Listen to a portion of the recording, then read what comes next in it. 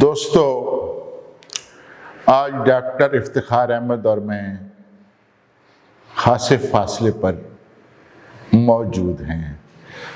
ہمارے درمیان یہ جو رابطہ ہے یہ سیٹلائٹ کی وساطت سے ہے۔ آج کی گفتگو میں اگر کوئی پریشانی آپ کو دکھائی دے دیکھنے میں تو اس کے لیے ابھی سے معذرت خواہ ہوں۔ ڈاکٹر صاحب، میں آج سوچ رہا تھا کہ قرآن حکیم جو ہے اس پر تو ہم سب مسلمانوں کا اتفاق ہے اور ہم سب مسلمان اس کو مسلمہ مانتے ہیں اور اس میں کسی طرح کی رد و بدل کو تسلیم نہیں کرتے، اور ہمارا عقیدہ ہے کہ خدا خود اس کی حفاظت کر رہا ہے۔ کچھ اختلافات اعراب کے حوالے سے کچھ لوگوں کے ساتھ ہیں بھی صحیح، لیکن اعراب چونکہ بعد میں حجاج بن یوسف کے زمانے میں لگائے گئے تو وہ بھی کوئی ایسی بات نہیں۔ لیکن یہ جو ایک مسئلہ یہاں اردو تراجم کا ہے قرآن حکیم کا، اس میں یہ ہے کہ جو تراجم ہیں ان میں بہت جگہوں پر اختلاف موجود ہے، اور انہی اختلافات کی وجہ سے بہت سارے جو ہمارے فرقے کہہ لیں ہم، یہ وجود میں آئے ہوئے ہیں۔ کیا ایسا ممکن ہے کہ اردو زبان میں کوئی ایک ایسا ترجمہ ہو جس پر تمام لوگ متفق ہوں؟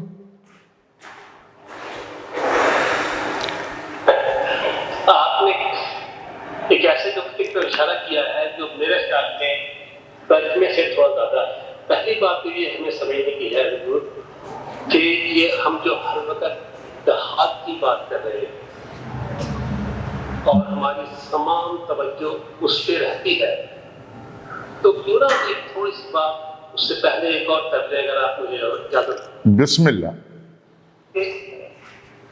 کہ یہ فرقے یا یہ کیا سے کہتے ہیں اتنے سارے مختلف اپنی انٹرپریٹیشن والے لوگ ابھی نئے نہیں ہیں۔ یہ نبی کریم صلی اللہ علیہ وسلم کی وفات کے کچھ عرصے بعد ہی اختلاف رائے شروع ہو گیا تھا۔ اب مثال آپ کو دیتا ہوں۔ مسلمانوں میں دو بڑے سمجھے جاتے ہیں اختلاف رائے، ایک ہے اہل سنت والجماعت اور دوسرے اہل تشیع۔ ان دونوں کی جو شروحات جو ہے وہ چوتھے خلیفہ راشد حضرت علی کرم اللہ وجہہ کے دور سے شروع ہوئی، اور یہ کوئی مذہبی اختلاف نہیں تھا۔ یہ بات ہمیں ابھی سمجھنے کی ضرورت ہے۔ یہ سب ہم نے بعد میں مذہبی بنیت یا اس پہ چھاپ لگائی ہے۔ اہل سنت کی بات کریں تو ہمارے جو چار ائمہ کرام ہیں، حضرت امام ابو حنیفہ، امام شافعی، امام احمد بن حنبل اور امام مالک، ان کے پوائنٹ آف ویو سب نوٹ کر لیجیے۔ تو ان میں بھی بہت سی چیزوں میں اختلاف ہے، لیکن وہ اختلافات جزوی تفصیلی سطح پر تھے۔ ہم نے یہ سمجھنا ہے کہ ہمیں قرآن سے ہم ہٹ کیسے گئے، اور ہم تفسیر میں اتنے پڑ گئے کہ ہمیں اصل چیز بھول گئی۔ وہ جس طرح انگلش میں ایک محاورہ ہے کہ آپ سے کہتے ہیں کہ میں جنگل کو دیکھتے دیکھتے جنگل بھول گیا اور اس درخت سمجھ بیٹھا کہ پورا وہ ہے جنگل بنا ہوا ہے۔ تو یہ جو معنی آپ نے اعراب کی بڑی اہم بات کی ہے، تو معنی بھی بہت سے بدل چکے ہیں 1400 سال۔ ایک بات تو طے ہے کہ زبان جو ہے وہ وقت کے ساتھ تبدیل ہوتی رہتی ہے۔ آپ خود اردو زبان کے ماہر، اردو زبان کے نثر اور شاعری کے بہت بڑے شاعر ہیں۔ آپ نے خود نوٹ کیا ہوگا کہ ہماری اردو زبان جو صرف 400-500 سال پرانی ہے، اس میں الفاظ کہاں سے کہاں چلے جاتے ہیں۔ آج اگر کوئی ہمیں ولی ترکنی کی کتابیں لا دے اور ہمیں جب ہم وہ قوالیاں سنتے ہیں امیر خسرو کی اور جو ان کی ادائیگی ہے خاص سب چیزوں کی، وہ کتنی مختلف ہوتی ہے آج کی زبان کے حساب سے۔ تو یہ ہم کیوں سمجھتے ہیں کہ عربی زبان جو ہے، جو کہ انسانوں کی زبان ہے، اس کی پچھلے 1400 سال میں الفاظ کی ادائیگی، مفہوم کیوں نہ بدلا میں بڑھوں. میں یہاں پہ صرف ایک بات کروں گا کہ ڈاکٹر فضل الرحمان ایک بڑے اعلیٰ پائے کی. جی میں جانتا ہوں. ان کی ایک بات مجھے بڑی اچھی لگی. انہوں نے کہا کہ ہم نے آج کے مسلمانوں کی سب سے اہم ذمہ داری یہ ہے کہ ہم نے ایک جمپ لگانی ہے آج سے 1400 سال پہلے، اور اسی کیفیت میں قرآن اور سنت کو سمجھنا ہے، اور پھر ایک جمپ لگا کے آج کے دور میں آنا ہے، اور پھر ہم نے اسی مفہوم کے ساتھ آج کے مسائل کو حل کرنا ہے. یہی بات علامہ اقبال نے بھی کہی تھی. اردو زبان میں میرا بھی خیال ہے ممکن ہے کہ ایک ایسا ترجمہ شائع ہو سکتا ہے جس پہ سب لوگ متفق ہوں. اچھا.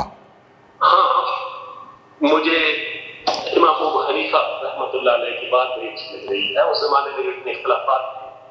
آپ کو تو تفسیر تاریخ کی پتہ ہے، ہمیں اس میں جانے کے بجائے صرف ایک بات کہوں گا. انہوں نے کہا کیوں نہ ہم سب کو اہل قبلہ کہنے اور پھر آپس میں اتحاد کی بات کریں. جو مختلف طریقوں سے قرآن کو سمجھنے کی کوشش کرتے ہیں وہ انسانی سمجھ کے مطابق سمجھنے کی کوشش کر رہے ہیں نا. بے شک. نیتوں کا مالک وہ تو خدا ہے. میں کون ہوتا ہوں یا کوئی اور کون ہوتا ہے کسی کی نیت پہ شک کرے. آپ خدا سے دعا مانگتے ہوئے اپنی کوشش جاری رکھنی چاہیے اور ایک دوسرے کو برداشت کی عادت ڈالنی ہے جو ہم سے ختم ہو جائے. ایک بات ڈاکٹر صاحب یہ بتائیں کہ یہ جو عربی زبان ہے اس میں کوئی شک نہیں کہ آج کی عربی زبان اور قرآن حکیم کی عربی زبان میں خاصا ایک فاصلہ ہے، لیکن کیا جو 1400 سال میں ہمارے بزرگ قرآن حکیم کی تفہیم کرتے چلے آئے ہیں اور ہر زمانے میں اس کی تفاسیر لکھی گئی ہیں اور ہر زمانے میں اس کے مفاہیم بیان کیے گئے ہیں، تو کیا یہ تسلسل جو ہے یہ اس بات کی گواہی نہیں دیتا کہ ہمارے پاس جو کچھ اس وقت قرآن کا مفہوم پہنچا ہوا ہے وہ 100% نہ صحیح 99% درست ہے؟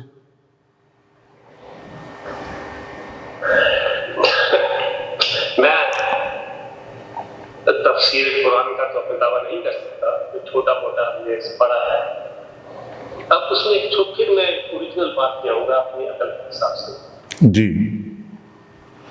قرآن جو ہے وہ انسانوں کے لیے ہے. بے شک. قرآن سائنس کی کتاب نہیں ہے، لیکن قرآن میں اور حضور کریم صلی اللہ علیہ وسلم کے پیغام میں ان عربوں میں جن میں کوئی لکھائی پڑھائی کا شوق نہیں تھا، وہ ایک زبانی کلچر تھا.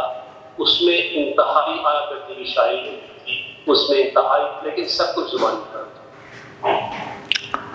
لیکن حضور صلی اللہ، ایک چھوٹی سی بات میں کہہ دوں کہ حضور صلی اللہ علیہ وسلم نے یہ بھی فرمایا تھا کہ یہ قرآن اگر پہاڑ پر نازل کر دیا جائے تو یہ ریزہ ریزہ ہو جائے گا. یعنی کہ قرآن حکیم جو ہے وہ صرف انسانوں کے لیے نہیں ہے، وہ پوری کائنات کے لیے ہے. پوری کائنات کے لیے اس میں کوئی شک نہیں ہے، لیکن اس پوری کائنات میں جہاں تک ہمارا علم ہے صرف انسان ذی شعور ہے.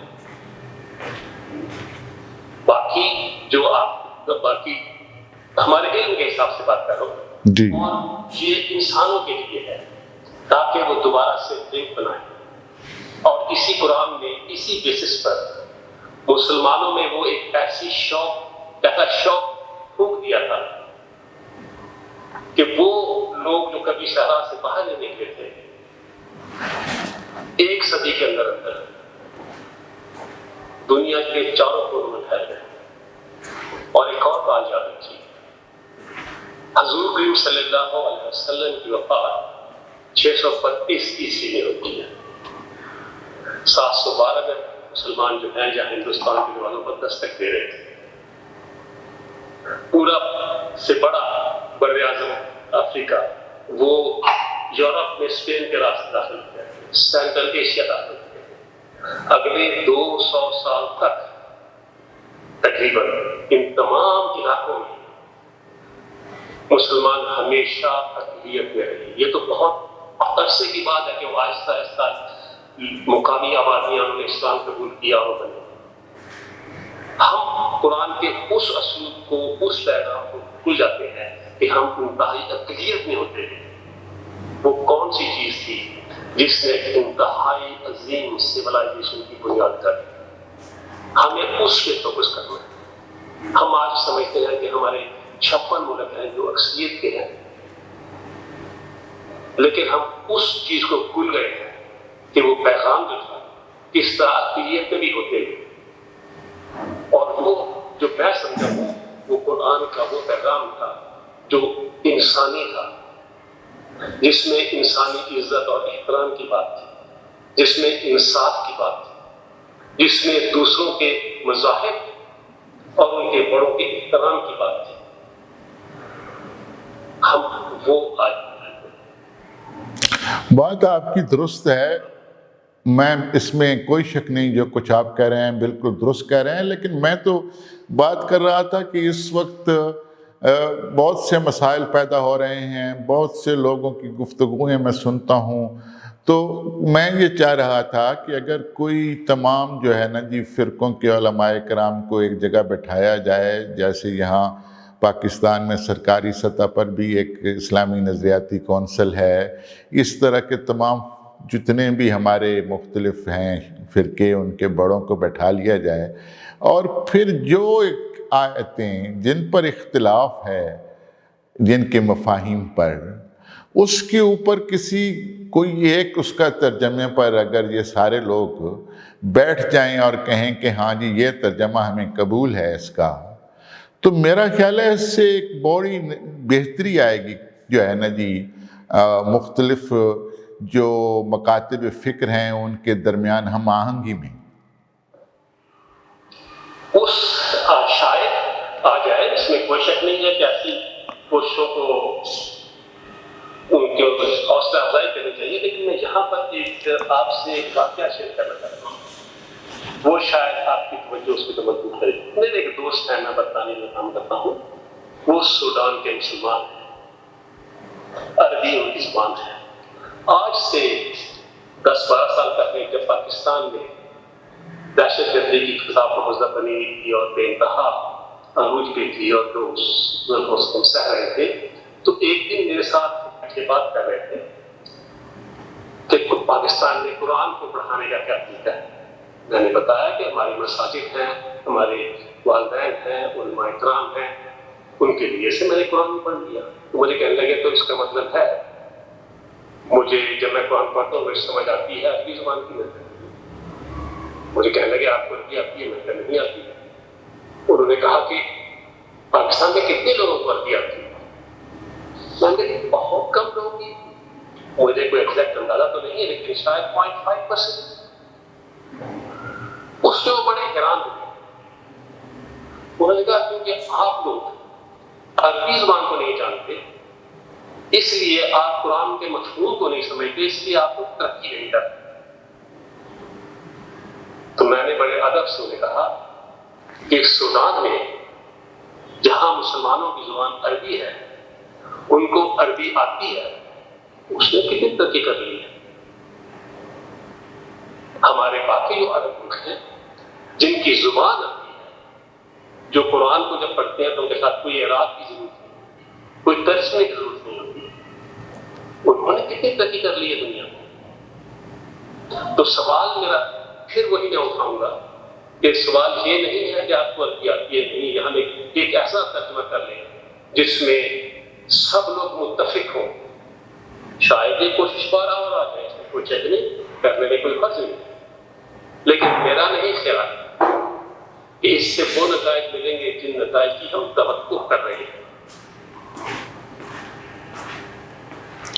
ڈاکٹر صاحب بہت شکریہ، بہت محبت. انشاءاللہ دوبارہ اگلے پروگرام میں پھر ملتے ہیں۔